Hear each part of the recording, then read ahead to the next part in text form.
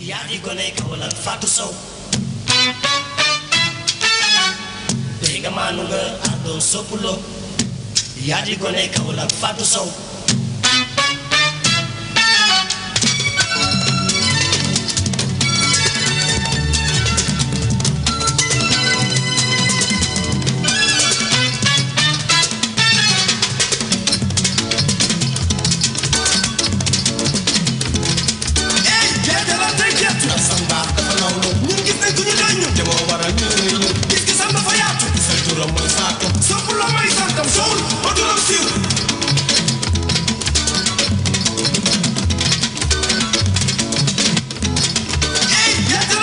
ndax sa mbaax dafa nawlu ñun gis nañ ku ñu doy ñun te moo waral ñuy woy ñun gis-gisam dafa yaatu sa juróom mooy faatu sopp la may sant